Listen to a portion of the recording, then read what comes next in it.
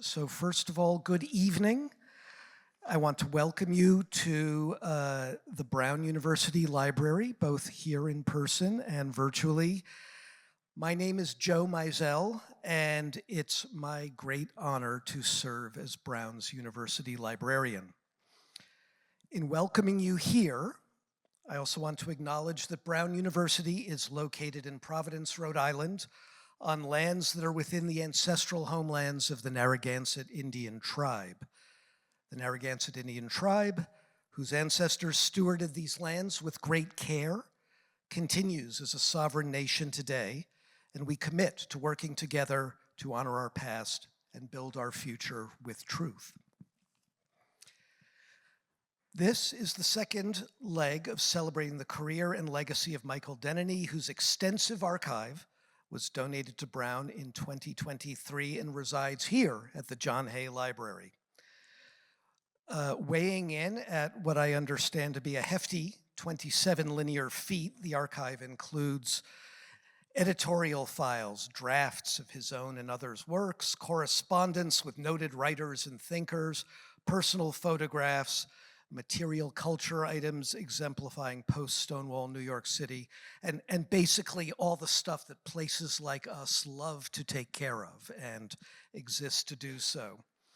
And later tonight, you'll have a chance to hear a lot more about the collection from my colleague Leo Lovemore, Leo wave, who is the librarian for History, Society, and Culture. So on Monday, we had an all-virtual event, which was titled Becoming Real, Introducing the Archive of Gay Publishing Pioneer Michael L. Denneny. Tonight's event, Life, Sex, and Death After Stonewall, a symposium on the work of Michael L. Denneny, continues this conversation among scholars, writers, and associates to consider Denneny's transformational and enduring impact. As a center for primary source research, the John Hay Library has long been noted for its considerable strength in collections relating to LGBTQ+ history and culture. And this is now a pillar of the Hay's research mission and collecting priorities under the thematic umbrella Global Lavender Voices. In addition, the Hay is strongly identified with the depth of its literary collections, which is also a focal priority. Denneny's archive significantly enriches and will live in lively conversations with these holdings, as well as other areas of collection strength at the Hay. For instance, the thematic focus on what we call ideology and power, which includes a vast holding of material produced by activist groups in the post-war years, including those vigorously seeking to advance LGBTQ rights, as well as political, religious, and hate groups that were deeply opposed. These are incredible resources for study in a wider landscape with collections interacting and speaking to one another in important and as yet undiscovered ways. And that is, again, what we are so privileged and pleased to be able to do here. I want to give tremendous thanks to the co-organizers of these events, Joe Denneny and Royal Fraser, for their,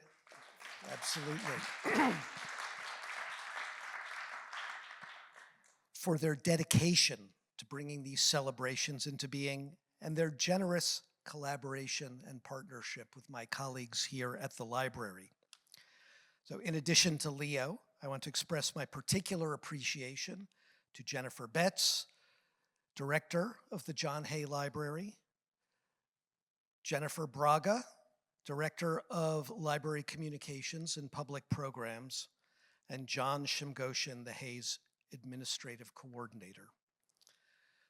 So, without further ado, let me turn the proceedings over to the other Joe and to get the program going. But once again, welcome and thank you so much for coming out.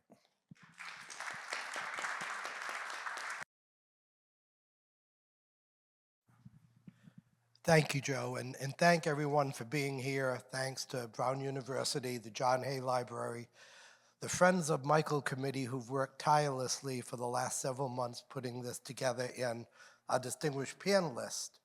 I think you're going to really enjoy the presentations. If there are any questions, we will hopefully have a Q&A session, if we don't run out of time at the end, in which to address those. And people that are watching this online could enter questions in the chat, and Jen Braga will pass those questions along. Before we get started, before I introduce the first speaker and moderator, it was important to me to bring Michael's voice into the room. So we have a clip. People that worked with Michael and that knew Michael, I think, knew his voice and the tenor and timbre of his voice, especially when he was speaking about projects that he was very passionate concerning. So I will cue the video, and if the technology gods smile on us. Well, it must put you in a funny position, because on the one hand, I know you're probably really close to some of the writers you work with. And as a person close to a writer, you want to urge them to take it easy if they're sick and to not work. And as their editor and as someone who really cares about the body of work they're leaving behind, you want to urge them, finish the book, leave it behind complete if you possibly can. With John Preston last spring, John actually was in a coma for 2 weeks, and I thought that was the end. And suddenly he came out of it, gave me a call, which startled the hell out of me. I said, John, I never thought I was going to speak to you again.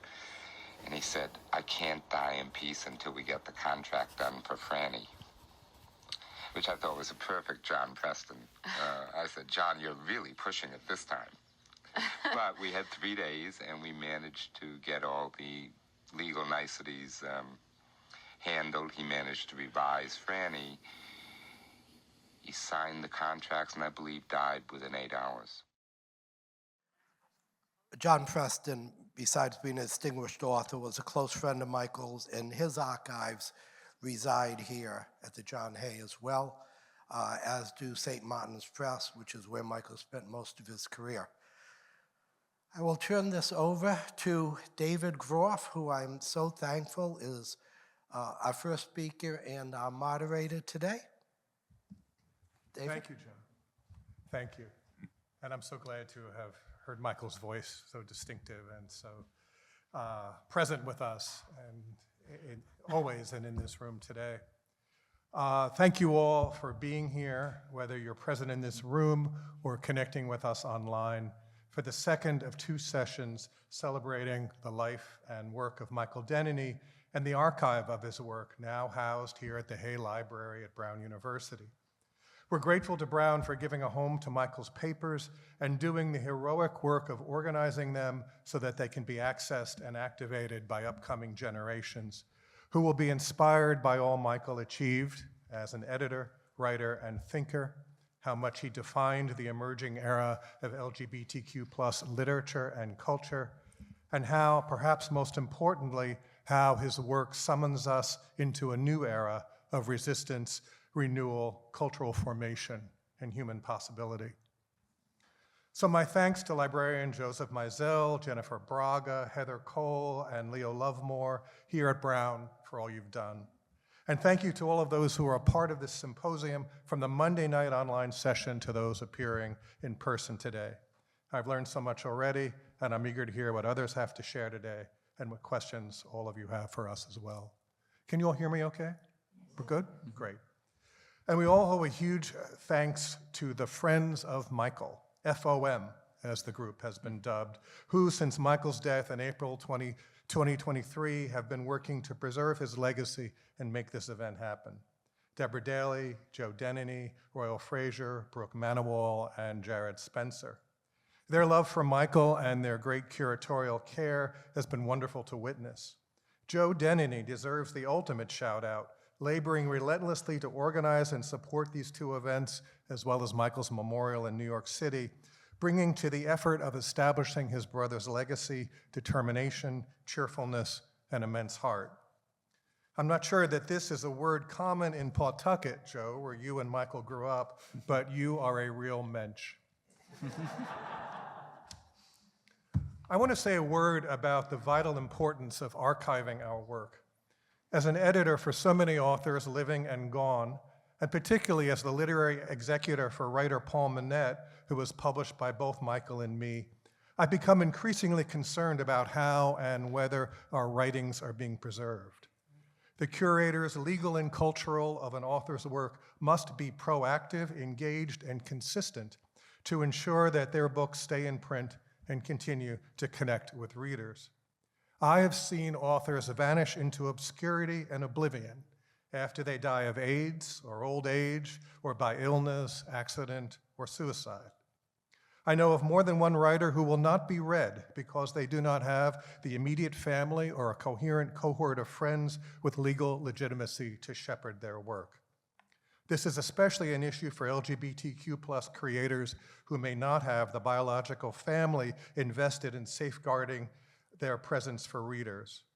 Literary preservation is a matter not just of the work's quality and enduring significance, but of negligence or intention. What is being done here by Brown and by the Friends of Michael not only preserves an enduring voice in American and specifically queer culture, but is a model for how we can all come together to ensure that our words persist, that our voices are not silenced. So I hope one thing we can take from this symposium is a renewed resolve to make sure that our art and the art of those we love endure beyond our lifetimes. I wish I could tell you when I first met Michael Denneny, and I know many of you have stories of the fabulous first encounter with him, but when I came onto the publishing scene as a boy editor, working at Crown Publishers and pursuing my poetry on the side, Michael seemed already as much a presence as the Statue of Liberty. As I grew more confident in advocating for LGBTQ+ books at a publisher as big and commercial as Crown, over lunches, at literary events, and during chats between sets at the Chelsea Gym, Michael became my wise man and my mentor. Though he was far more savvy, he always treated me like a buddy, even as his experience of coming out in the New York trade book publishing world was far more fraught than mine and required much more guts. While we competed for some of the same books, he was always generous and collegial, and in 1988 we were two of the founders of the Publishing Triangle, the association of LGBTQ+ people in publishing, joining many other lesbian and gay book professionals across the industry. Such activated, activist community was essential among the oppression of the 1980s and 1990s, with gay publishing still such a tentative and vulnerable enterprise, and especially amid the devastation of AIDS. Like so many successful trade book editors, Michael was a generalist, even as, unlike many, he was an intellectual, with a singular academic background and a social philosophical grounding through his study with Hannah Arendt and others. He would publish Buckminster Fuller and Judith Thurman and Ntozake Shange, about whom we'll hear today. And as a gay male editor, Michael was leading the way in a radical endeavor, helping shape and share the experience of a people shockingly new to overt self-identification and public community in just a little more than a decade after Stonewall. They were creating what the writer Frank Browning calls the culture of desire. Michael and I shared publishing strategies, including how to seduce straight folks who kept their arms folded in marketing meetings when we pitched our weirdo books. We even shared sales figures, which is generally verboten in publishing. And later, when I began to work independently, I got the chance to have Michael as my editor when I co-wrote an adoption memoir he published called An American Family by John and Michael Galluccio. And as so many have said, it was wonderful to lunch with him at his book-lined apartment on West 83rd Street, inhaling his Carltons and his insight. Just before he died, Michael got to hold in his hands, celebrate, and promote the culmination of his work, the book on Christopher Street, Life, Sex, and Death After Stonewall. Michael was a founding editor of the magazine Christopher Street, which I remember seeing as a grad student in the Midwest, proudly displayed on coffee tables of men who saw it and who read it to find out who they were, and displayed it as a badge of outness and connection. Michael and others said that Christopher Street was supposed to be the gay New Yorker, But as I've said, and I think others have said too, I still prefer to consider The New Yorker the straight Christopher Street. Through his relentless efforts at St. Martin's, Michael created a new publishing model that showed how books targeted to queer readers, especially gay white men, could find enthusiastic and substantial readerships and be published profitably. Before him, nobody in traditional trade publishing believed that queer books could really make money. Michael proved they could. Michael was at a publishing house that made its money through publishing myriad books to precise and targeted readerships, and queer books thrived in that environment. He believed provocatively that books for gay, lesbian, and trans readers were not, as a rule, going to find straight readers, and that their success should not be predicated on the so-called crossover model. That dominant notion of mainstream publishing was that for gay books to succeed, they needed straight readers, people engaged enough with queer content to spend $22 and 8 hours with gay stories and history, and that there was not enough of a readership to have those books make a profit and contribute to overhead from gay book buyers alone. Those gay male readers were said to have discretionary income and would buy some books, but not enough. This mentality further excluded content from mainstream recognition and readership by lesbians, a great number of writers of color, and many writers of radical content. The crossover mentality would go on to bedevil and sabotage publishing in the 1990s and beyond, and it still obtains now. It encourages authors to downplay their queer or trans content, to include queer characters and narratives, often as subsidiary players in a larger, more overall hetero cast, the hero's gay best friend, and subtly encourage writers to shirk actual queer terrain, the gay ghetto, the gay family, which remain shockingly underexplored in our fiction and nonfiction. Of course, with this most controversial and successful book, Randy Schultz's And the Band Play It On, Michael found crossover readers galore, having his most direct, if problematic, impact on politics and the cultural discourse of AIDS and the public's perception of gay men. The effort to make that book a bestseller was a determined political act to make America finally fucking pay attention to AIDS.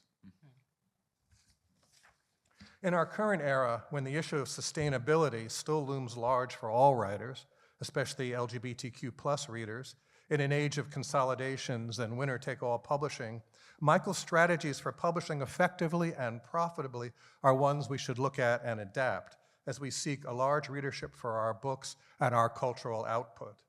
Indeed, the sustainability of all queer and trans institutions, not only because of the current political and social climate, but because of other factors such as assimilation, remains precarious. One of our challenges is to see how we might sustain our cultural structures in better ways. This is part of the imperative of Michael's legacy. Things changed in the mid-1990s when AIDS became a manageable disease for those who had health insurance, and LGBTQ people were less motivated by a crisis mentality and became more assimilated more often. The imperative of finding community and identity through books dissipated, even as we found our identities evoked and enacted in other, more popular media.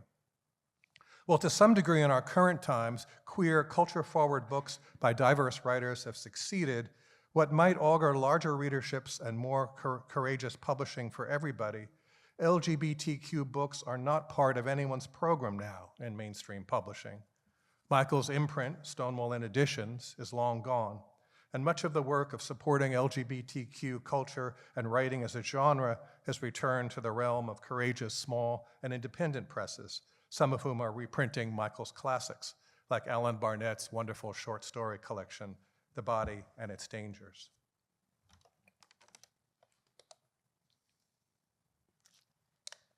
And gone, in the general culture, is so much of the discussion Michael worked to establish. Gone is any sustained layperson's discourse about queer theory and LGBTQ+ queer identity.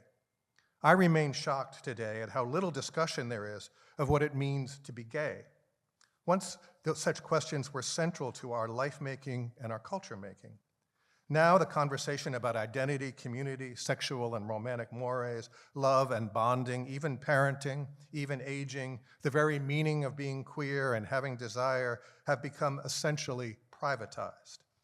The great exception is the public and violently oppressive public discourse, political discourse around trans and non-binary people that denies their reality and rights and threatens their health and very existence. But for cis queer people, while maybe they may connect one way over on Grindr or over dinner tables or with their therapist, but we don't seem to talk about it much in the media or in real or virtual shared spaces. Perhaps the crisis we are in now will bring us together more fully to assert and redefine that identity and that community for a new era. I think Michael would want that. Today, this afternoon, we again gather in a time of crisis. It is the kind of crisis Michael recognized and reacted to. We have entered a dire era for all Americans, one that is distinctly dangerous for LGBTQ+ people. A plague of hate infects our nation. An epidemic of oppression endangers us. The virus of fascism threatens our democracy, our climate, our fellow humans who are immigrants or otherwise oppressed, and every single queer person, as we've seen already with attacks on our healthcare and education, and with the brutal and inhumane offensive about trans rights and the denial of gender-affirming care to minors, and just this Monday, an argument before the Supreme Court that would permit the often soul-crushing and sometimes literally murderous practice of conversion therapy.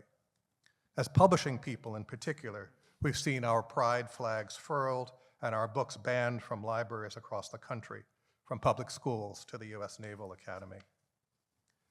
The work that Michael did in the 1970s, 1980s, and 1990s summons us to similar work today. We must stand up for LGBTQ+ words, just as he did. Let's all of us continue to publish and purchase and protect our books and the people who write, read, sell, and shelve them. Let's embrace radical culture-making content.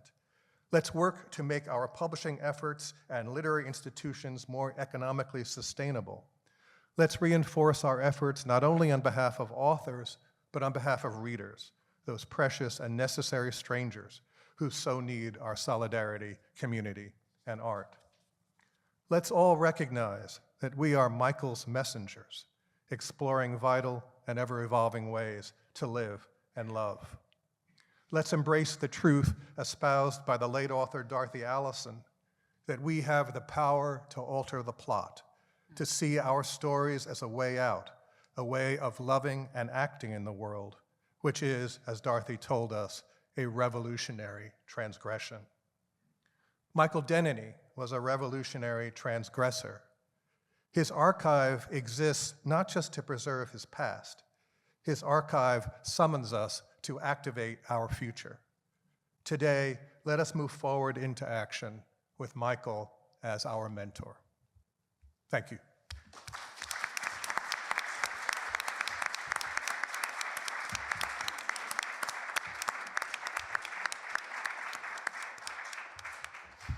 All of us now on the panel will talk one by one in the order that you have in the program. Domenic DeSocio, would you go ahead, please? Sure. Thank you, David, and thank you to all the organizers for creating this wonderful event. I'm really honored to participate. So I'll begin my talk. In the early 1970s, Michael Denneny confronted a conundrum. Having moved to New York City to be what he called professionally gay, he asked himself, if Stonewall represented the great no, the refusal to accept society's definition of homosexuality, then the question naturally arose, exactly how are we to understand it? In other words, he was asking himself, what did it mean to be gay? In order to answer these questions, Denneny believed that we needed a forum for homosexuals to speak for themselves, to define and describe the validity of their own lives. He would locate this in the form of speech, in reading and writing and talking to one another. Through his lifelong endeavors to find gay authors and nurture their writing and publish them as a pioneering editor at St. Martin's Press, and in his role as a co-founder and editor of the groundbreaking literary magazine Christopher Street, He brought to life this chattering gay class, a space where we could come together and describe, discuss, and argue about the lives we were living as gay men as they were unfolding. To do so, Denneny reminded us again and again that gay people needed to liberate their imaginations from straight society. In doing so, we would be free to see and design our lives as we saw fit. In other words, the imagination was a crucial tool to achieve this more complete liberation through the imagination. Denneny stated that we can recognize reality only in our imagination, for the imagination is the mental faculty by which things become real to us. If we cannot imagine our own lives outside of the paradigms set by straight society, he argued, then our reality is perversely denied us. When this happens, it's impossible to achieve true freedom. As he noted, if you see the world through the eyes of your enemy, the fight is over before it's begun. There would be no tenable future for gay people if their imaginations were still chained to the majoritarian viewpoints. For example, if one cannot imagine a relationship model beyond that of a heterosexual married couple, and thus cannot dream of how two men are supposed to relate to each other romantically, then you are not free. Or if one cannot portray to oneself how two gay men can be friends with each other beyond sex, then there's little hope that a strong gay community can arise, not to mention the impoverishment one is bound to suffer in one's own personal life. These examples are symptoms of a more essential problem for Denneny, namely that straight society for him performed a form of what he called cultural genocide that takes the shape of an astonishingly systematic yet spontaneous attempt to expunge our very existences from the historical record through silence, deliberate distortion, and mendacious interpretation. We cannot imagine new possibilities that fit our lives because we are not allowed to see them. An extreme form of powerlessness is to not only be alienated from oneself, but to be alienated and alone from one's people, to be unable to see and be seen by one's fellow gay people. And if one is isolated, then one does not have a world, the rectifying of which, Denneny claimed, must be the real end of all gay politics. Thus, Denneny's call for liberation of the imagination was more than just a theoretical musing. He saw the damage that this form of oppression had in his own life and in the lives of men around him, and the exhilarating potential that lay before them in building novel gay ways of life through their free, creative use of imagination. While never discounting political action or the concrete accomplishments of the gay rights movement in securing basic civil rights, these were not sufficient for Denneny. As he and his close friend and Christopher Street co-founder and publisher Chuck Ortleb repeated over and over again, liberation needed to be cultural. As he put it, Stonewall is not enough. Having pecs, track lighting, and brunch do not a soul make. In fact, he argued that the political and social liberation cannot exist without the development of a robust, liberated gay culture and imagination. To achieve his two goals, to liberate the gay imagination and create a gay world, he was adamant that literature was a key tool. As such, Christopher Street magazine is a testament to Denneny's lifelong devotion to literature in pursuit of this political mission. And Christopher Street was a New York-based literary cultural magazine that published monthly from 1976 to 1995. It was founded by Denneny, his friend Ortleb, and many others to find, publish, and discuss gay literature and topics from gay perspectives and among gay people. It is arguably responsible for the emergence of a post-Stonewall gay literature in America, having published and/or debuted works from authors and artists such as, a very long list, Edmund White, Randy Schiltz, Fran Lebowitz, Quentin Crisp, Adrian Rich, Martin Duberman, Ethan Morden, Andrew Holleran, Kate Millett, George Whitmore, Robert Farrow, Michael Grumley, Darrell Pinkney, Samuel Delaney, Essex Hemphill, Audre Lorde, Richard Howard, David Levitt, Tim Dugos, Felice Picano, John Preston, Christopher Bram, Alan Barnett, Patrick Merla, Roz Chast, Mel Odom, and Rick Fiala, among many, many others. And through its publicity work in advertising, reviewing, and discussing many of these works, the magazine helped popularize and legitimize gay literature as a corpus that could be written about, studied, and taught at universities. As a hothouse of gay intellectual, literary, and artistic brilliance, Denneny and his colleagues at Christopher Street worked to liberate the imaginations of its contributors and readers alike by nurturing their careers and facilitating the meeting of minds in the gay community. It was an unprecedented space for gay people to come together uncensored and to let it all hang out amongst family. On its pages, in short stories and poems, excerpts of novels and essays of cultural commentary, book and art reviews. We could push and probe, think and criticize, celebrate and berate the new lives we find ourselves leading and the new people we have become. This material is the means through which we explore how to live gay and an expression of that life. It is how we create and represent a gay identity and a gay reality to ourselves and to the straight world. As Denneny explained, literary magazines are particularly apt for performing these functions because they have historically been a device for bringing a public space into existence. It makes what is imagined real.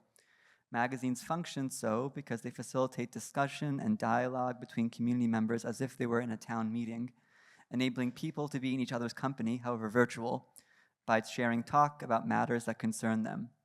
It is a shared concern for topics pertinent to individuals of a community. It is a form of care for each other and our shared existences, and by bringing a world into being. It is through this talking that most of us start to make some sense out of the world and begin to discover who we are and what we think, said Denneny. The magazine for him was an opening of all sorts of spaces in society where we could unbend, stretch out, and breathe.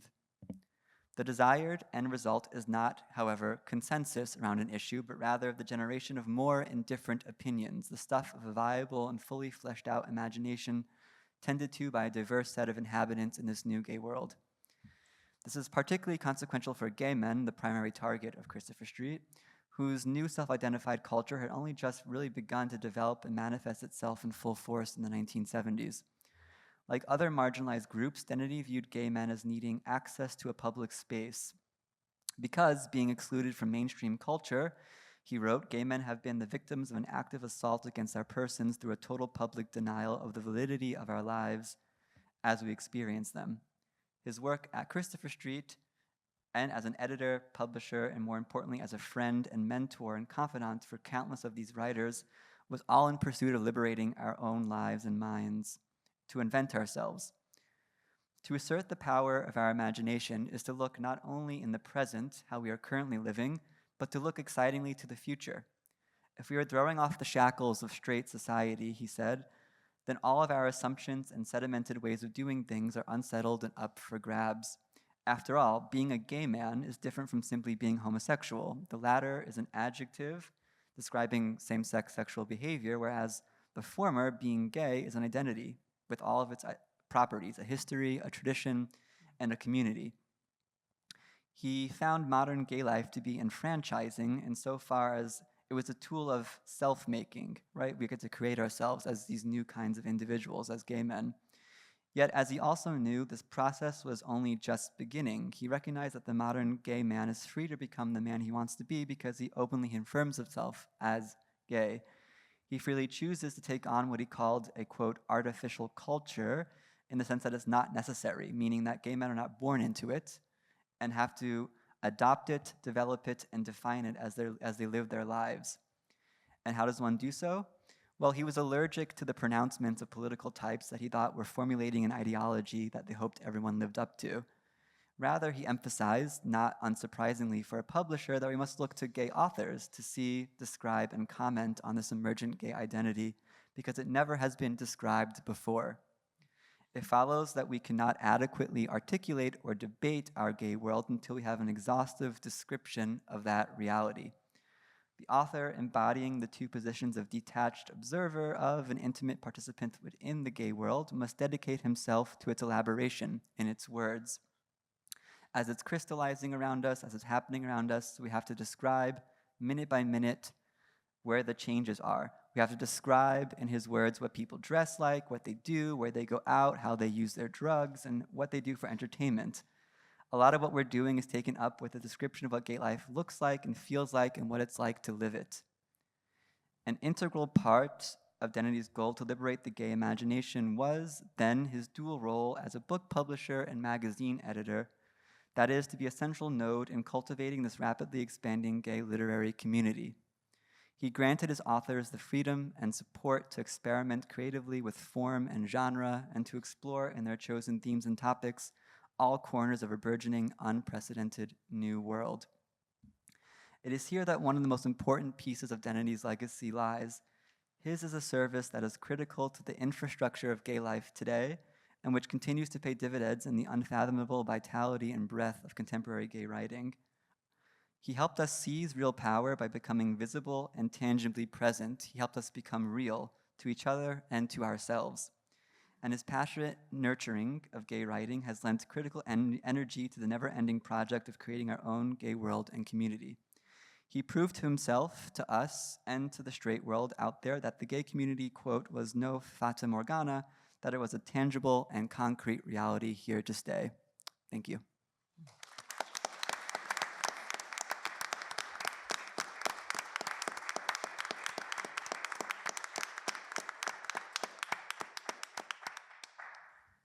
Thank you, Dominic. Thank you. Ernesto. Thank you, David. Brown University and the panel here. I'm so happy to hear your experiences with Michael, which in some ways mirror my own. And thank you especially to Joe and Royal, whom I have dealt with throughout since the shocking news of Michael's death. You know, I have 3 brothers that I'm really close to. We speak almost every day. And I have a lot of exes who are friends, or some exes who are friends. And sometimes when I put my head down on the pillow at night, I wonder, do they love me and are as devoted to me as Joe and Royal are to Michael's story? And I have not gotten a good answer for myself yet. So it's tough, but maybe I'm not Michael. Michael Denneny was a revolutionary, an outlaw, not as much in how he disturbed the status quo, although he certainly took a lot of pleasure in doing that, but in how his vision of who we were as LGBTQ plus people, as gay intellectuals and writers, recalibrated and completely reframed how we were perceived in North American intellectual life, and particularly in the politics of contemporary literature. I got to admire Michael a month or so before I even met him. He had received a manuscript of my first novel, and he had called my agent to tell him he was going to fight for the manuscript at one of those infamous editor meetings he so loved. But first, he wanted to guess the age of the author, what age the author had learned to speak English. He thought he could make a pretty close approximation by the way that I use my non-native language, the syntax, the diction, the odd, what he called inventive phrasing. He meant it as a compliment, my agent assured a very nervous me. Michael, who knew nothing about me at that time, guessed that I had learned the language when I was 8.5 years old. He was off by a month. Later, I was always stunned by this idiosyncratic and precisely detailed mode of looking at language and how it related to the politics of our lives, to what we thought of ourselves and how we behaved and expressed ourselves. When we learn what we learn and how we deploy that knowledge in the world about ourselves, our identities, and our place in the larger society was crucial to how we deploy power. Like Michael's mentor, Hannah Arendt, Blake Smith, who's sitting there at the end, wrote this brilliant article in the Chronicle of Higher Education, complex, deep. When I met him, I thought he was going to be like 68 years old or something. I'm just moisturized. But anyway, this brilliant article in the Chronicle of Higher Education that says, and Michael, quote, came to argue that the best hope for the survival of human freedom lay not in traditional ideas of abstract universal human rights enshrined in texts and protected by official institutions, that is, in the historical mode of political liberalism, but rather in specific minority communities devoted to creating new practices, pleasures, and identities in the spirit of political engagement that could serve as a model for other groups. In that sense, gay liberation, as an exemplary model of collective freedom to forge new ways of being together, mattered deeply to straight people, end quote. The fact that Michael insisted we had great responsibilities in our assumed powerlessness as gay men is what made him so dynamic and inspiring to me. There are not many people in the life that help forge who you become through their thoughts, through the courage that you see in their actions, through the intangibility of their human grace. A better person than you were before, a more courageous one. Michael is one of those people for me. He was so full of intellectual energy and so daring as an editor and as a thinker. Any conversation with him made me braver. Most of us know of his great successes as an editor and some of the controversies that he engendered in standing up for the kind of free expression for which he had a zeal that I have seen in few others in all my years after. The year my first novel was published, Michael also published the novel Kool-Aids, The Art of War by Rabi Alameddin, who has since been nominated for a couple of National Book Awards, including this year. And in the way Michael liked to talk about the politics and the creation of new radical national identities that would define the next era in world politics. I wasn't so sure of how aware I was of doing this in my first novel, but his conversations on this greatly enriched the way I groped with the issue in all my ensuing work. He had a way of enriching who you were as a thinker, as an artist, and as a person in even the most purportedly casual conversation with him. Now, every revolutionary or outlaw, of course, has to have a streak of the comic renegade in him. This came out in his anonymous Mingus columns, which he published without anybody knowing it was him, and they are hilarious and irreverent and disrespectful and everything else, in which another side of him emerged, one in which he made sure that we not forget that we keep having fun, but also that we were in the process of reshaping society and making it better. Like Arendt, however, he could smell the stink of the authoritarian from 100 miles away, even the authoritarian with good intent. In a Mingus column about the erotic ickiness of safe sex, he wrote, quote, encased in a sheath of self-righteousness, will the safe sexers go the same path as the anti-smoking and safe driving lobbies?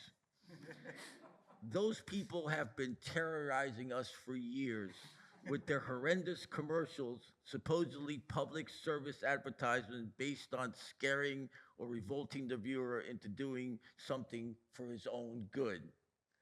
When people are convinced they are doing something for your own good, watch out.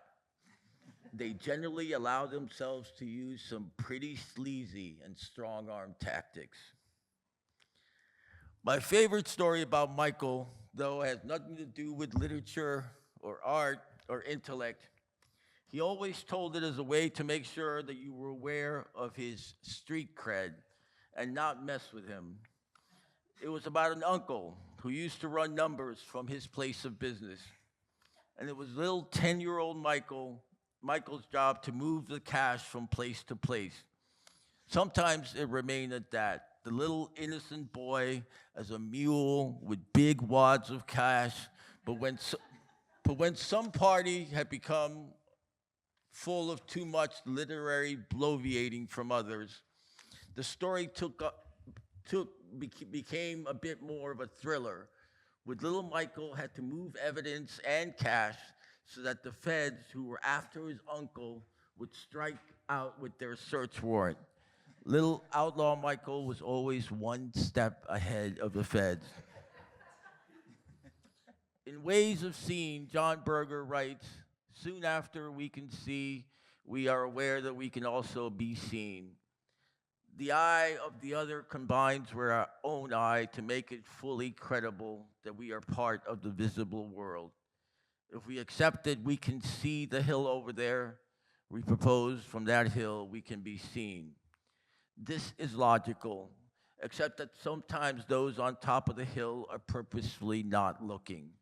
And no one in the last half of the last century did more to make them look at gay writers and gay literature more intently than Michael Denneny.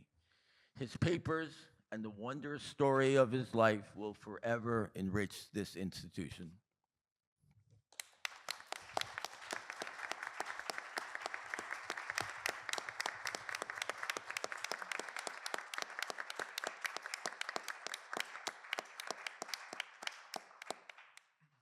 Thank you, Ernesto. Blake. Hi, everyone. It's so wonderful to be here. I am going to talk very briefly about Denneny's relationship with Hannah Arendt, his dissertation advisor in the 60s and early 70s. But before that, 2 items. First, Dominic was too polite to plug the book that he and I are working on for the University of Chicago Press about Michael Denneny and his legacy at Christopher Street and Stonewall Inn Editions. We just met with the editor a few days ago. Things are moving forward. Hopefully 2027. Yes, please, clap for him. And clap for Dominic's modesty. Merchandising is what it's about. You gotta sell it. Second, I don't know if we'll be hearing more in a bit about what's in the archive. But for the book, I came out here last year when the papers had first arrived and you could get around in them. And they are so cool. There is so much cool stuff. Many of you, family, Jared Spencer, are in the archive because it seemed like Michael would print off emails as soon as he got them. So there are things that are just emails he must have printed out just a few days before his death. So many of you might recognize yourself somewhere in these boxes. There is a forbidden box of sex photos, which will open up in 50 years or so. We may all be dead, but some of the younger people may get to enjoy candid Polaroids from the 70s. I did not get to see. We will be hearing in a minute, I take it, about Ntozake Shange, so one of the great black writers of the late 20th, early 21st century. She and Denneny had a really close working relationship, and there are some just wonderful human writings. So there's all of his edits of her work, which are really insightful if you're interested in her work. And there's also just great postcards that she would send him from vacation and Okay, so I don't want to step on your toes, but those are great. Those are great. And in white gay world, well, one other Black history touch, Mr. T. He edited Mr. T, so 2 great cultural figures. And then for white gays, if you're interested in Larry Kramer, and you could not imagine that Larry Kramer had ever been toned down, the Larry Kramer that we get in speeches, yelling at people, calling them murderers and whatever, that is the revised version after Denneny has gone through his speeches and you can't say that everyone is evil. You can't call it out. So you can look at those. Those are fascinating historical documents. Okay, so what's not in his papers here is his student record from his time at the University of Chicago. That's at the University of Chicago in their archives. Denneny arrived at the University of Chicago at the age of 17 in 1960, and Hannah Arendt, his future advisor, arrived in the fall of 1963. So his freshman and sophomore year, he had a couple of different undergrad advisors who didn't think much of him. I don't know what his reputation in the family was as a young man. I take it people must have thought he was smart to let him go to the University of Chicago. But the University of Chicago is not impressed by a young Michael Denneny, and it's really shocking the frankness with which he is discussed. On these, advisors at the time, after you met with them, would fill out a form talking about how the meeting went.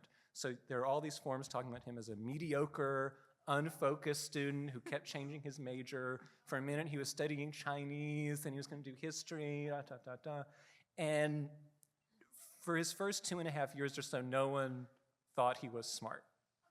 And once Hannah Arendt arrives, he's able to develop a relationship with her. She takes him on as a mentee. But even that happens in a really strange and idiosyncratic way. So as he tells it, and I think this is even true, he was working as a busboy at the faculty dining hall, and she began chatting him up one day as he was wiping off her table. Something about their conversation struck her, and she began timing her meals at the dining hall to coincide with his shifts. And eventually she said, why don't you come be my advisee? She put him in this interdisciplinary major, so he didn't really have to pick a major, and then kept him on for an interdisciplinary Ph.D., which continued until 1972, when he finally admitted to her that he was not going to finish his thesis. He had already been working in New York in publishing for a while at that point, so I think she knew what was going on. So in some of the work that I've been doing in essays and articles over the past year, and then in the book that Domenic and I are working on, I flesh out the intellectual impact of Arendt on Denneny. And one thing that I hope that the archive will enable people to do is to see in coming years, not only is Denneny a huge figure in gay politics, culture, publishing, letters, but he's also a huge intellectual figure. So if you talk to anyone at the University of Chicago who was there in the 60s and 70s, before latching onto Arendt, Denneny maybe didn't have a sterling reputation, but he was known by everyone in that department to be a Arendt star student, to be someone who she absolutely thought was brilliant and who could go on to be a great intellectual if that's what he wanted to be. And his unfinished thesis is a really fascinating work that builds on a lot of Arendt's core ideas. And I hope that with a push from Domenic and me, from what Brown is doing, that in the coming years, that work will also come to be recognized as a really crucial contribution to the history of philosophy. Having Arendt as an advisor, though, was probably not great for having a normal academic career, since she herself did not. She came to the University of Chicago in part because she had burned a lot of bridges in New York. Then she burned a lot of bridges in Chicago and left very quickly. And when she returned to New York in the early 70s, Denneny more or less followed her. He continued taking courses with her at the New School. And we've heard about how Christopher Street, the magazine he helped found in 1976, was understood by a lot of people to be the gay New Yorker. So it was supposed to be a venue for essays, poetry, reportage, and a place that aspiring writers could put a first short story and have that get people's attention, the way that the New Yorker served as a venue for people's fiction then and now, except the New Yorker then wouldn't publish gay fiction. They wouldn't do that until the mid-'80s. And so, if you were a gay intellectual writer in New York in that period, it made sense that you would see the New Yorker as a kind of model to imitate. But I think for Denneny, the New Yorker had a special importance because that's where Arendt published a lot of her essays. So Arendt herself, although she always had a foot in academia, was not a proper academic. She wasn't writing for academic journals. She wasn't publishing on academic presses. She was doing a lot of her most serious, weirdest, most controversial thinking in glossy, mass market, middle-brow, bourgeois publications like the New Yorker.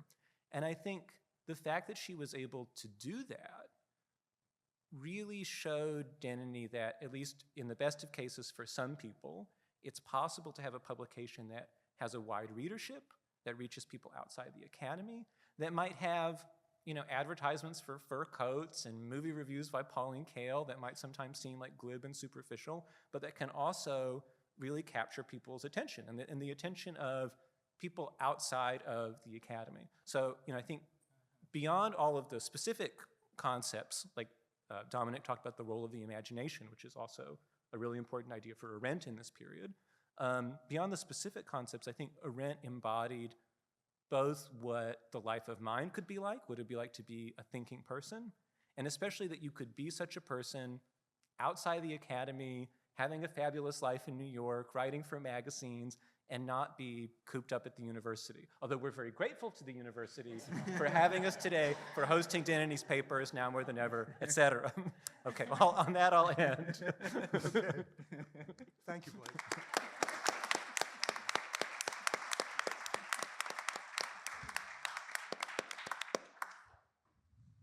Hadessa, please. Thank you. I'm really thrilled to be here, thankful to see all of you here, and I'm just really privileged to be in your company here on this panel, and just thankful, very thankful. So I titled my piece, right? It's Mon Frère, Mon Cœur, a dance through the wild written beauty of Ntozake Shange and Michael Denneny. And that's something that she wrote in a card to him, right? Mon frère, mon cœur. That's how she, and my brother, my heart. 30 years ago, before the internet, I was an avid reader and a wannabe writer. My bookshelves were beginning to reflect my interests in poetry, Black history, astrology, Black feminism, and African-based spiritual practices. There is also a section of my bookshelf dedicated to the work of poet, playwright, novelist, Black feminist, performer, and genius, Ntozake Shange. Any careful engagement with Ntozake Shange's writing means encountering and re-encountering the name Michael Denneny. I wanted to meet Michael Denneny. I knew Shange was magic, and it was obvious to me even back then that Michael Denneny was magic too. Shange and Denneny worked together for decades. Denneny edited all the poetry and novels Shange published with St. Martin's Press, including but not limited to Lillian, Betsy Brown, Sassafras, Cypress, and Indigo, A Daughter's Geography, and many other titles. As Blake said, you can see some of the edits in the archive. She also wrote the foreword for Robert Mapplethorpe's controversial Black Book, right? And I'm digging through the archive wondering where the correspondence about that is, okay? Yeah, we gotta talk. But they started their work together with the piece Shange we'd become most well known for colored girls who have considered suicide when the rainbow was enough. I love this letter from the 1st of April, 1977, which is in the Michael Denneny collection. I think it captures the spirit of the friendship the two of them would develop. Dear Zaki, dear Saki, it's clear that you are not to be reached by phone, and unfortunately, I've sent out the last of my carrier pigeons. I think I'll get 2 tin cans and a very long piece of wax string and set up a hotline between my office and your apartment.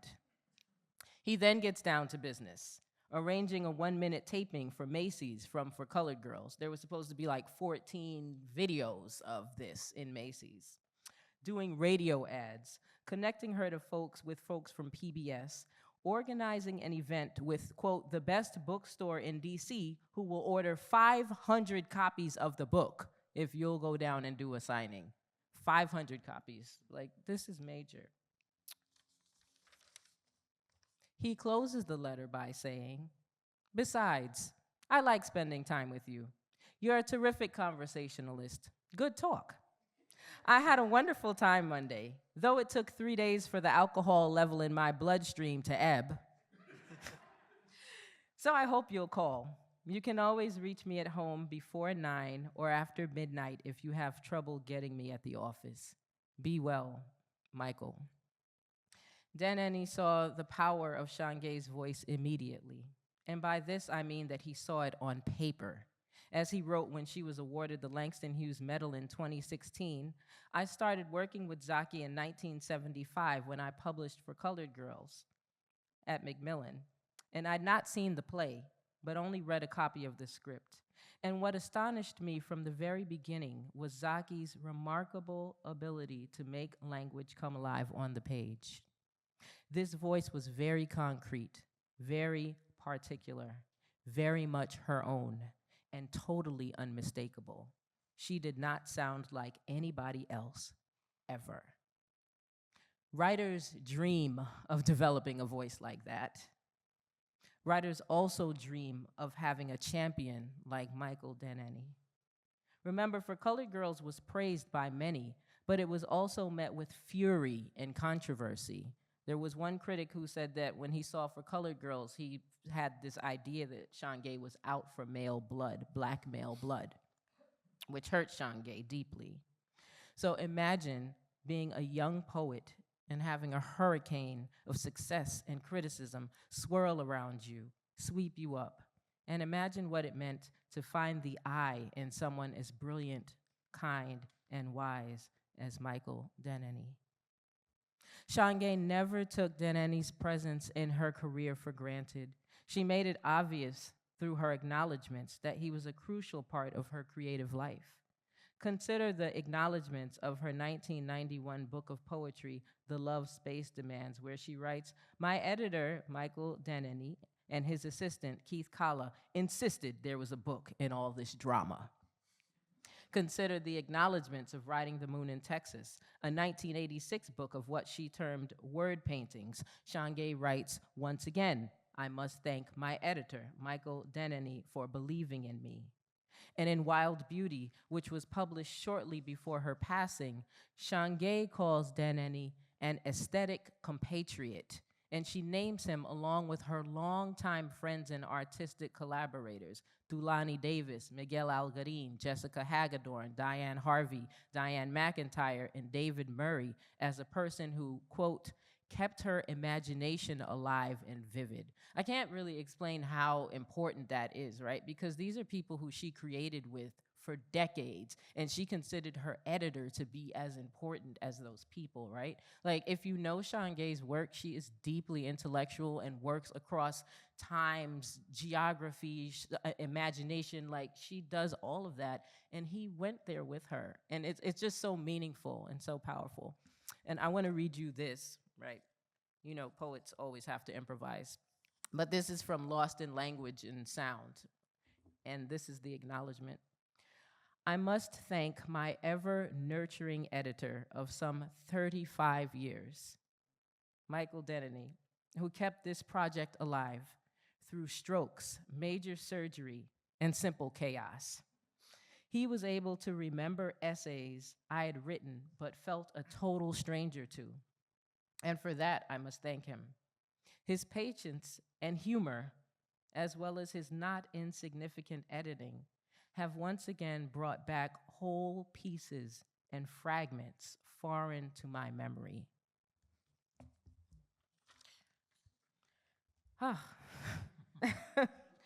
But Michael Denneny was more than a person who helped Shange order words on pages. As the material in this archive demonstrates, Denneny was a friend, a confidant, a comrade, a co-conspirator, a brother, and a source of emotional support. His friendship and witness helped bring order to Shange's being.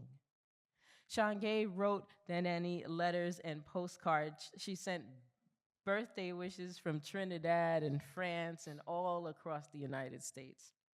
One letter arrived on bright green stationery. There was a card shaped like a red and gold shoe. There was a card that had 2 delicate red feathers attached to it. Shange and her daughter once stayed with Denneny during the holiday season, and we know this because she writes a thank you card expressing her joy at meeting the members of his family. She wrote him when things were good, like in this undated letter that said, "Thank you so much for the earrings and necklace set. There really is something healing and focusing about them. I really think they helped me swing at Joe's Pub with Craig's band. Love, TZ." But she also wrote him when things were difficult, such as in this letter dated October 7th, 1987, which begins, "Greetings from the crazy house." And it's the truth because the return address was the Houston International Hospital, and she writes "Lo Casita Shange" as part of the return address. This letter is very short, and she tells Denneny she is not in the psychiatric ward for alcohol or drugs, so there, she writes. But she writes that it's manic depression that landed her there. But there's also a subtly heartbreaking letter from Shange's mother, Eloise, which she wrote to Michael Denneny, and it's dated November 5th, 1998. And her mother, Eloise, says, "Please keep up with my child, Zaki." Shange's mother explains that she'll be traveling to Paris and offers her oldest son's number in case it's needed. The correspondence alerts us that Shange's family was concerned about her well-being, and they knew who they could depend on, who could be counted on and in if there was a crisis. And there were many crises: breakups, loss, financial issues, mental and physical health challenges, but their friendship withstood it all. There's a note in the collection from the 80s where Denneny lets Shange know that although he loves her visiting him, she has got to stop having unexpected overnight company, and he asks that a certain caller has got to refrain from ringing too late. And Shange's simple response is, "I value your friendship and love too much to jeopardize it for anything or anyone." So those of us who love literature are fortunate enough to hold the rich body of writing born of their relationship, but those of us who need examples of care have much to gain from an understanding of the depth of these two's decades-long friendship. And when so much now is transactional, exploitative, and extractive, it's really refreshing to go into the archive and experience the mutual love and respect between these two absolutely brilliant human beings. And 30 years ago, I wanted to meet Michael Denneny. And now, thanks to all of you and the beautiful archive, I kind of feel like I have. So, thank you.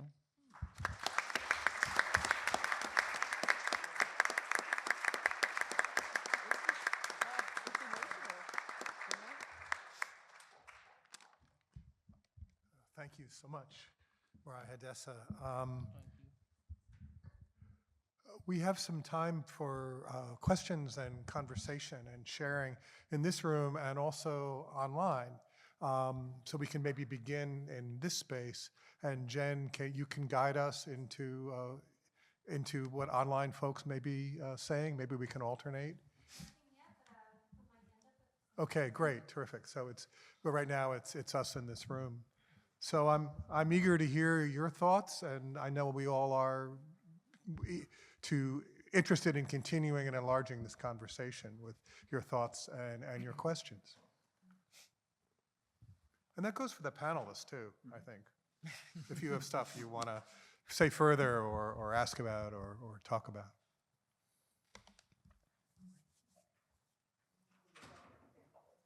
What's that? Oh, right, yes. I can imagine those dinners. Can I ask the family if it was true about the uncle?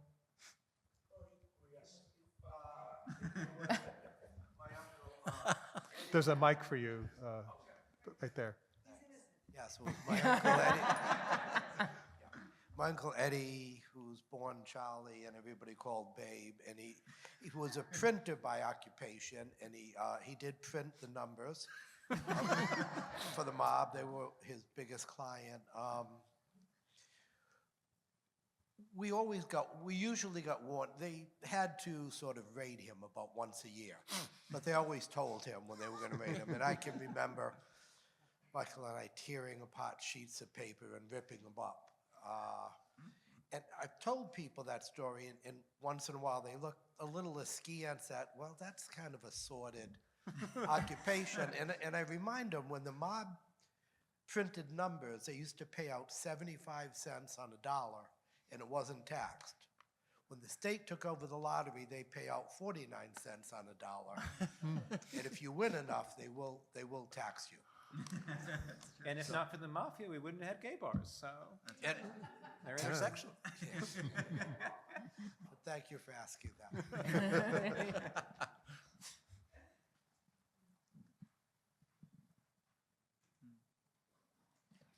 The first time Michael mentioned Hannah Arendt to me, I think he called her Hannah, and I'm like, Hannah who? Like, I didn't know where he had gone to school.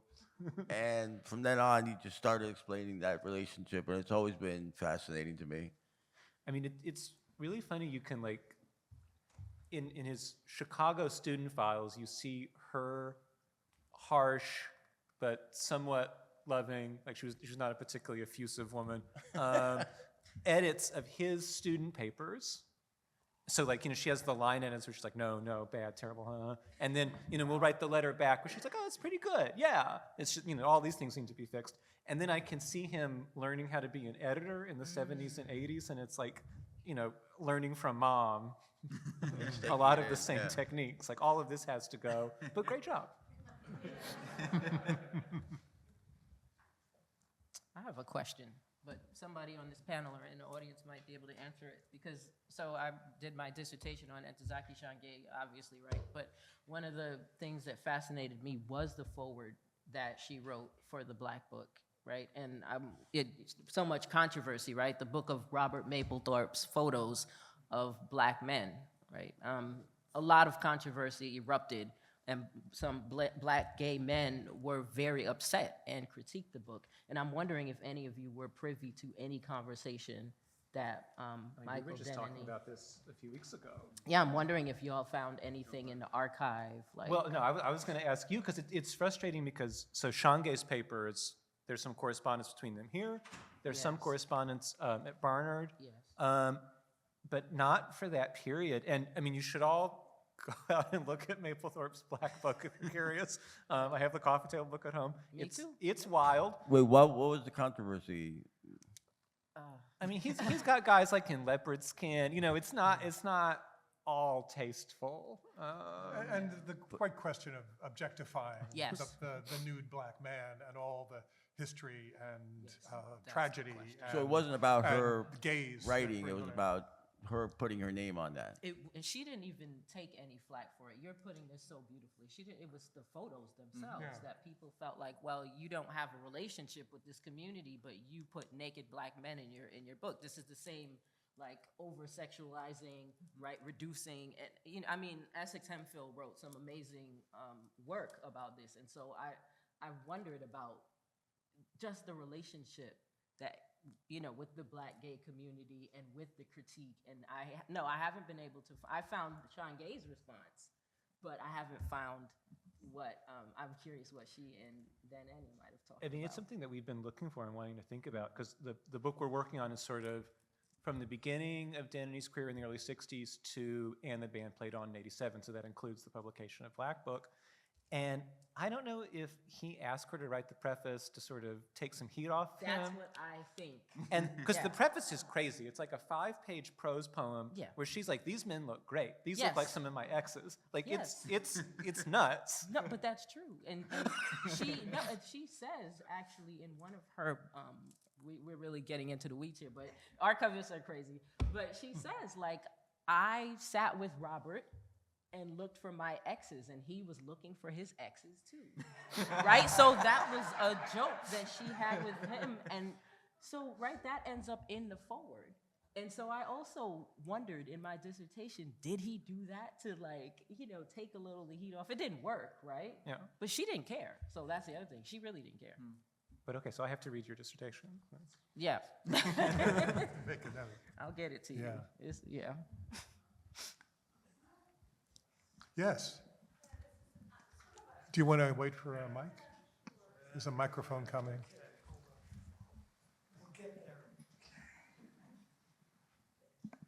Thank you. So what I've heard from all of you and what I've seen in what Royal and Joe have done in bringing this here and the curatorial staff at Brown is so much care and just sort of looking forward. You know, it's one thing to look at the archives and historically, but you know, how to bring that politics of care forward in these times. So I'd love to hear from you all. I love that phrase, the politics of care. I'm thinking about that. It's almost an oxymoron. Right? It feels like one. That's true. Academic. Well, I think his papers are interesting in this regard because a lot of the questions we're asking ourselves now, either generally as Americans, but also in the queer community, these are questions that they're discussing and that Michael Denneny is actively, you know, curating and facilitating in the magazines and the books that he's publishing 50 years ago. Right? What does it mean to be a member of a marginalized community when the majority is attacking you? What does it mean when your civil rights are being taken away? Right? What does it mean to dress a certain way, to look a certain way? What kind of politics does that provide?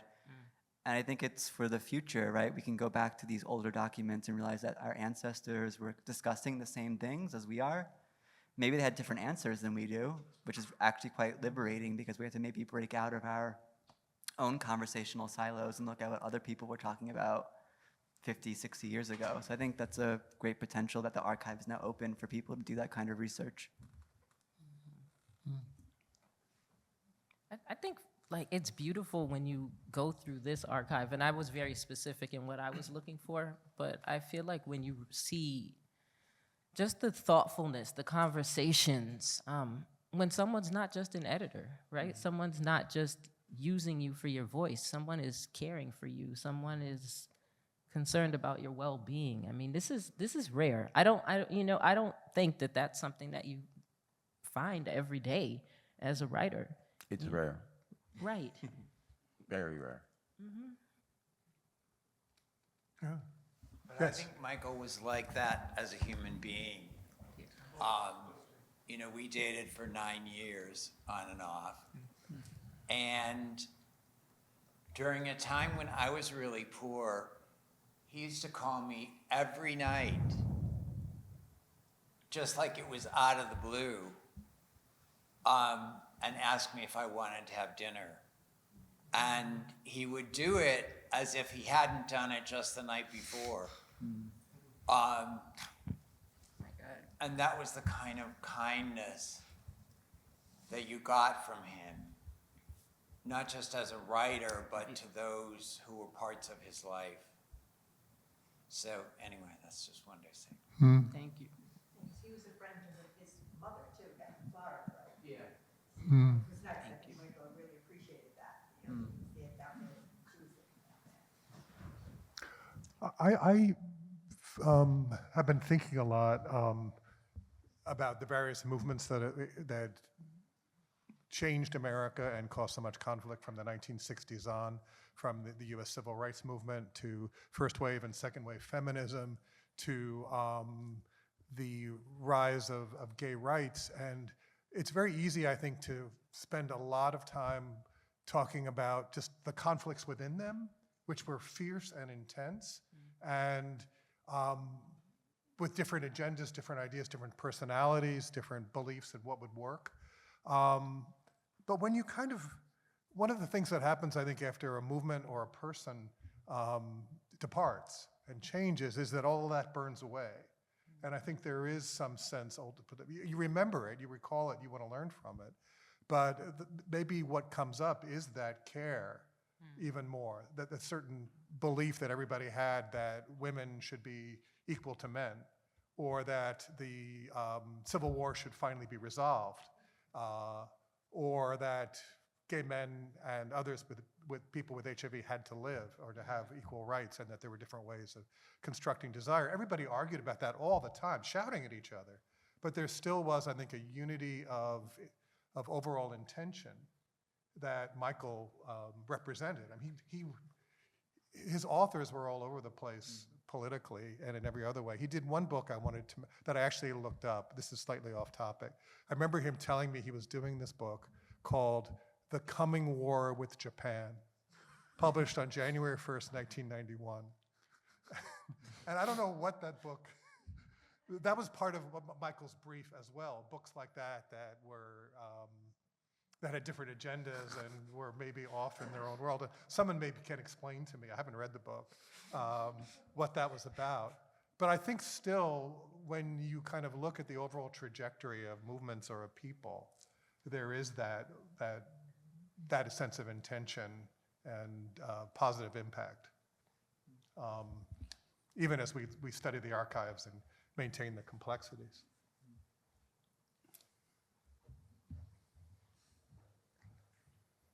Do we have other questions or reminiscences? Royal. So the Black Book, I don't know if you know about the recording where he talks about getting it past the editorial meeting.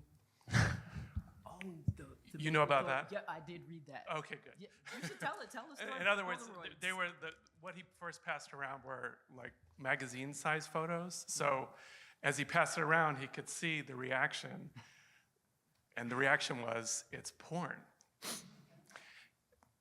And so he went back to Maplethorpe and said, "I need, like big." And back then they were like $2,000 or $3,000 each, and he's like, "Michael, I can't." He said, "You have to if you want this book to get published."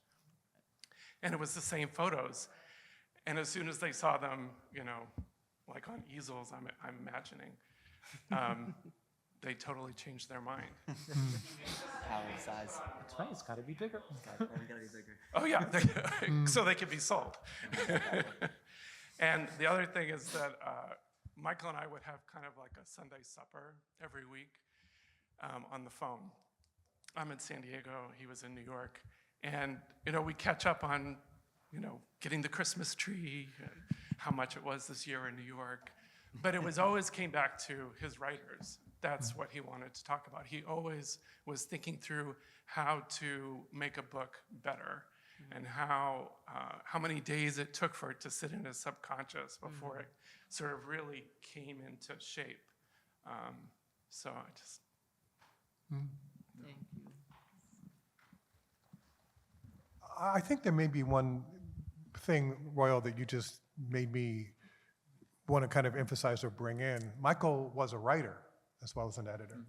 And I think we are seeing, as we go back to his work and we see on Christopher Street, just how much he was not only a culture worker as an editor and an engenderer, but as somebody who did manifest these ideas from his dissertation on. And I'm personally hoping that that's going to be even more of his overall impact as this book, the work of a lifetime, and the Mingus stuff and everything else becomes part, and he becomes one of those very distinct people who brought other people's work to life, even as he had his own work that deserves reading and will have enduring impact. Do we have other questions, or we do? Great. Hi, thanks. It was a great presentation. Thank you, guys. The missing piece of the puzzle I'm still trying to figure out is the Buckminster-Fuller connection. It just kind of seems to come out from left field in terms of this history. And yet, you go back to the Whole Earth catalog, and they embraced Bucky at that point, who was a big deal. And I'm just, does anybody have any insights into that part of the relationship? Because he published all the books. So when Michael and I first got to know each other, we took a trip through the Southwest for 2 weeks. And he wanted to talk about Bucky, because Bucky was Bucky. He was never Buckminster Fuller. My conversation with Michael? Oh, this was in the 90s. It was 94, 95. And so he just kept wanting to talk about it more and more and think it through. And he loved the idea how Bucky had reimagined like the arc of Western civilization, taking away these columns and right angles and turning them into 60-degree angles and creating the Bucky ball. And I think for him, it just was like they thought about totally different things, but they both were deep thinkers. Mm-hmm. Yeah. And it was a personal connection. It was always personal with Michael. He always connected with folks at a personal level. What's that? I was thinking about Appleboy, who brought Bucky to Michael. Oh, I don't know that part. Well, yeah, I'm not so quite sure. I'm not positive about that. But there was a connection with, I can't remember his first name, Mr. Applewhite, who connected with Michael to get Bucky to do it, because I was the art director at the time, so I was responsible for that book and its presentation. So I don't know, you guys. Well, and I don't know if I'm telling tales out of school, but I mean, wasn't Fuller like a semi-closeted gay guy? I mean, he had this like personal assistant, this Japanese-American guy who was also a gay activist. What's that? I don't know. I mean, he's quite dead, so I mean, I don't, who's gonna, but, I don't know if that was a factor. The estate's gonna come for you. And there was someone at Macmillan that was protecting Michael from being fired over and over again, and I think it was Bucky. I think there's a connection through Bucky. Yeah. That had... Oh, yeah. They were, right? They were like...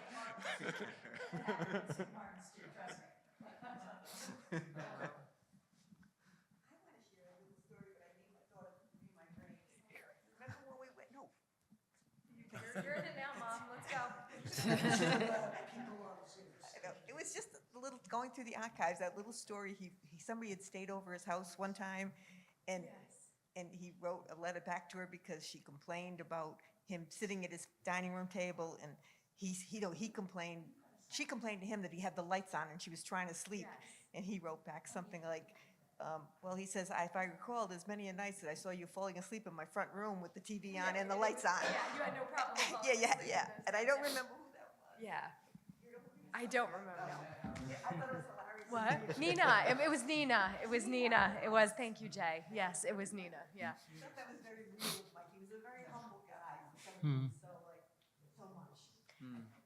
Why do I? And I have a microphone, and we poured through the archives, and for me, the biggest takeaway, and I think anybody who looks at the archives, was like the humanity.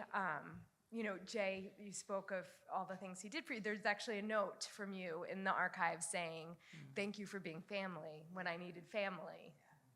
And there's other instances of that in the archives, and so you can really see that, and you can also see that he did not take himself too seriously. And I think in a world where everybody takes themselves a hair too seriously more often than not, I think, even when he's editing, the advice he gives is so tinged with humor and compassion and, you know, and deference, as you said, like to the voice of the writer. It's really a lesson in how to approach the world. But I'm not. He told me once about getting fired, and he just ignored it and showed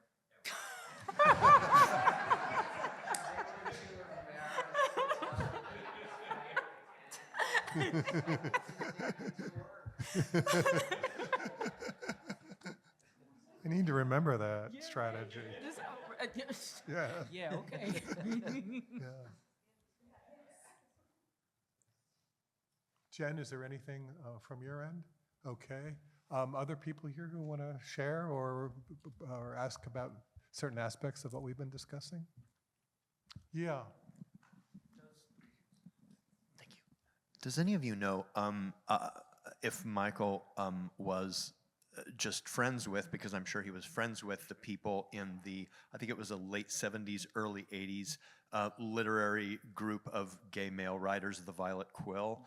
Would you, maybe anybody can comment on it, was he just friends with these people? I mean, just friends, or was he more of a member? Does anybody have any information about that? You want to go? No, I think It's part of the book. It's part of the book. He was not a member of the Violet Quill. He didn't share his own writing. The Violet Quill was a group of seven gay writers from the late 70s who met monthly over coffee and cake to discuss their work, including Edmund White, Andrew Holleran, Felice Picano, several others. So he never attended those meetings. But he was personal friends with all of them to different degrees. He was closer, I think, to Andrew Holleran, right, and Ed White than some of the other members. And he edited some of their work as well, especially in Christopher Street. All of them published in Christopher Street. So they did touch his editorial pen somewhere down the line, yeah. And, I mean, being able to frame those guys as a unit. So, I mean, this is part of the argument of our book, but it's also true that for Denneny, you know, prior to the mid to late 70s, there was literature by and about homosexuals, you know, like Gore Vidal's City in the Pillar or James Baldwin Giovanni's Room. Most of it like tragic, about isolated people, but there wasn't a gay literature, like a literature that is affirmative, that is offering visions of like how gay life could actually be lived in a positive way, that's written by out gay men for gay audiences, sold in gay bookstores, because those hadn't really existed before, and that, you know, was published in gay magazines because those hadn't existed before. And Denneny is really instrumental in bringing that category of gay literature together by marketing the people in the Violet Quill as a unit, as like the foundation of gay literature, that it's not just that we have a gay novel by a gay novelist, but we have a whole scene, we have all these different guys, we're publishing, you know, them in conversation with each other, or them reviewing each other, and, you know, in the same way that, you know, people created things like the Beats or like the Bloomsbury generation, Denneny could, you know, he didn't invent the idea that these people knew each other and met for coffee, but he made that a media event. So, you know, when their books finally start to get reviewed by mainstream publications like the New York Times, the New York Times reviews them as, look, there are these gay novels, look, there's a gay literature. And Denneny has a huge, huge role in that. Any vacations with them in Fire Island? So. As one does, yes. Yeah, I think Michael was an incredible marketer. We saw this, the signal example is Randy Schultz. And if you were at the Monday session, or if you hear that, you'll hear a lot about the story of how And the Band Played On was turned, as I said, into a political act. But I think he did that throughout, that there was kind of, that if you could kind of name something, create a movement, create something like the Violet Quill, which apparently met 5 times. That's not much cake. But the idea of it, I think, was important, even as it could be exclusionary. And I think that was kind of the problem here in some ways. They were marketable. They were like the readers who could afford to buy their books. They were part of an identity movement, even as they were artists. And others who were not in New York, who were not male, not white, were not admitted into that as early, even as the movement, and with Michael helping out so much, became larger over time. So there were drawbacks to that, but the power of naming groups, I think, is something he was just so good at. This man wrote jacket copy for 50 years, so he knew how to crystallize something into 300 words so you spend money on it, which was the idea in a lot of ways, to get these people read and to have them make a living as much as they could and create the society, the sustainable world around it.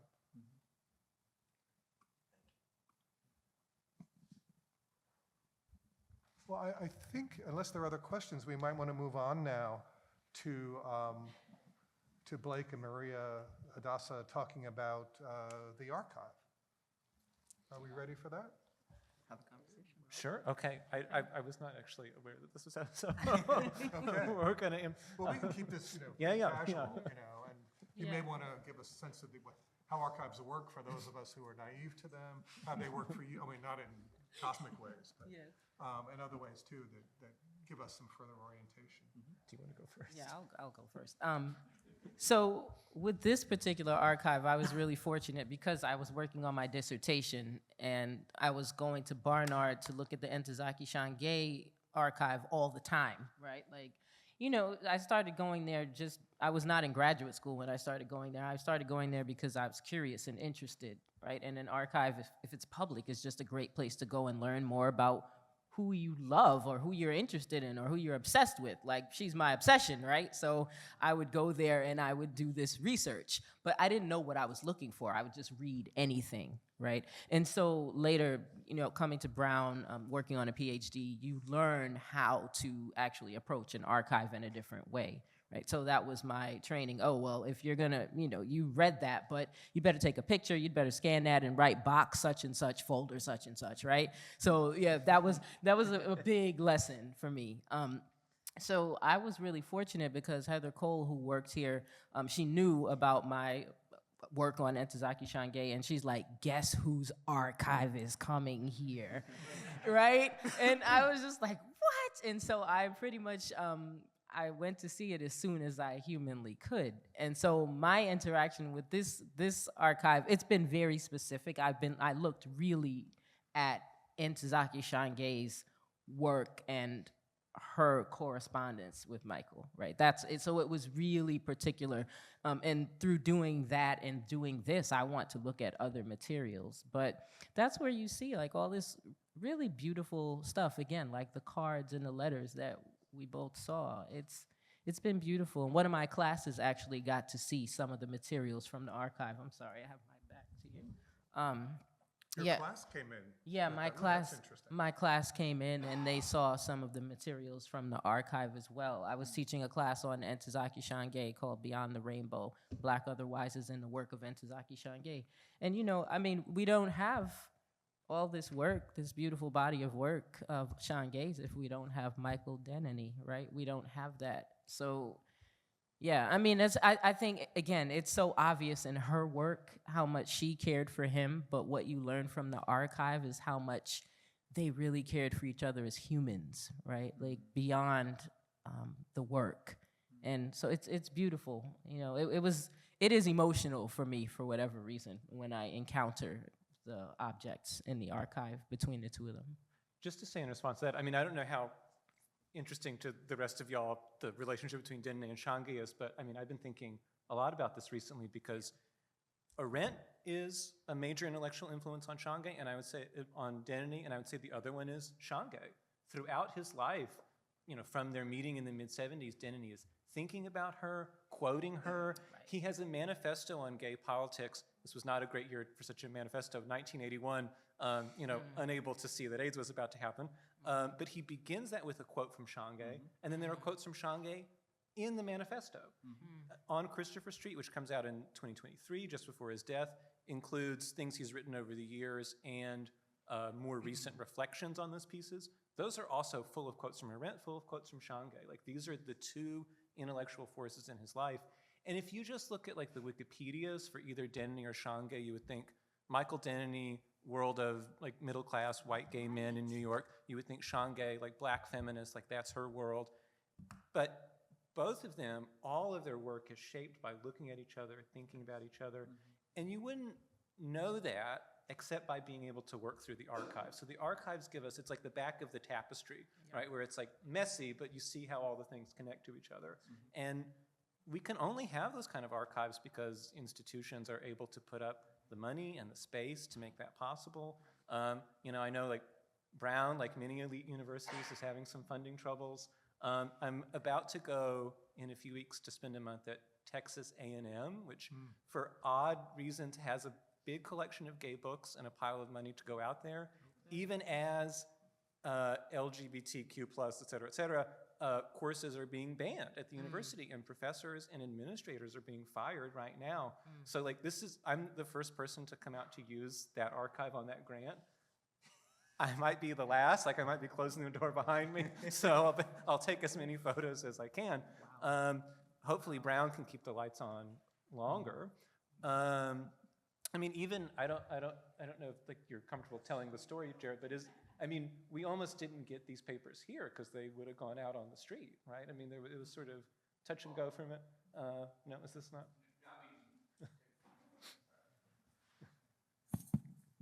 I mean, Joe and Royal and everyone else would never have let them go out on the street, so I don't want to let that go uncorrected. But it was a whole process of who would take them, who would take them in time. I mean, it's not an uncomplicated process. Joe, I just don't know how he. I have so much admiration for Joe and the work that he did. Michael did not leave a will behind, so this was a huge process for Joe to quarterback from North Carolina. Amazing work that Joe did. So sorry to put you on the spot with my fake news, right? But that, but that indeed the fact that papers are made available by friends and family here, and then that there is an institution that hosts these are things that are not at all evident, and unfortunately, in coming years are going to be like increasingly not easy, and especially for people like Denneny, like if you're an author, someone like Andrew Holleran, Edmund White, your books are in print, they can be printed again. It's sort of easy to do a literary history, someone like Shange, like if the stuff is out there, it can be accessed, remembered, but the work of editors, publishers, translators, the people institutionally, archivists, who make these things possible, that takes work to remember. But they're the ones who edited these books, published these books, made it possible for these literary categories to even exist. Yeah. When I was an editor at Crown, I was the backup editor on the work of Tama Janowitz, whom you may know. She wrote Slaves of New York and a bunch of other novels. And after the books were published, we would take the banker's box and send it to the warehouse. And I said, I want to make sure these are preserved because someone's going to be interested in her, as a literary figure. And they said, we don't do that. After 2 years, I think everything is just shoved out and recycled. I was shocked at that, and I think there's now one Tama Janowitz box at the warehouse in Rahway, New Jersey, that is somehow preserved from destruction, I hope. But it was just interesting, again, there's not a reflex, it seems, to preserve so much from so many venues. No, I just, one of the things I love is that you know who this editor is because she talks about him so much. And I feel a lot of times writers are not that, you write acknowledgments, but you don't always, editors are like unsung heroes, I would say. That's all. I just and this is someone who you just knew was important, right? Like you just knew that. Every time you read an acknowledgement, you go, who is that? I gotta find him. There's no Google, so you can't. But yeah. Well, let me ask you both a question maybe. Was there something particular you were looking for? And was there something you found that surprised you in these archives or in your other archival work? Again, I think with this particular archive, the closeness and the warmth is what surprised me. Because I do go to Barnard. I went there a lot of times. And this material is it's unique to this archive, I have to say. Like, there's a lot of stuff in the Shange archive at Barnard. There's a lot of stuff. But no, this was really, it was special, I have to say. It was extremely, it was heartwarming. Again, it's emotional, like, yeah. Really, it's the depth of a person, right? It's beyond what you expect to find. And yeah, you can just see, the care that he had for her. And for me, I guess doubly, the Denneny archive is a great point of entry into all of these people he worked with, like Holleran, Kramer. Like, if you want to understand how they came to find their voice, you see them shaping it with his help. So one, it's like a great guide to that whole period of gay literary history. And then also to get to know Denneny, his correspondence, especially with Preston and Shange, is really intense, is personal, is full of a lot of like fascinating detail. And there is a diary from 70 to 73, so this period where he's arrived in New York, he's quit grad school, he's trying to find himself, he's starting like his first real job at Macmillan. And at some points it's like extremely self-deprecating, the way some people use their diaries to just like record what happens day by day, and some people use their diaries to like, I fucked up again, like, I must improve myself, I must change my life. Yes. So he was sort of in the latter. So I don't think it's like totally representative of, I'm sure there were many happy days that didn't get recorded, but if you want a guide to, a serious intellectual young man's self-critical transformation, there's also a list of the people he was having sex with at the time. So it's not all serious. So do you have other thoughts to share, or should? Surely, but they're probably not valuable. Okay. Well, Leo, maybe we can turn things over to you now. Yeah. Hi, everybody. So we have some materials from the archive set up right here in this room. So I think we can kind of move to that part of things now. I feel like y'all did such an amazing job setting the context. There's some things that I think you'll recognize. Set out the shoe card that was mentioned is definitely in there. Some photographs. So I'll be sort of behind the table, kind of giving a little bit of context around what this stuff is. But I invite you to come and check it out. Thank you, Leo, and Thank thank you you. all for being here and for sharing this time with us.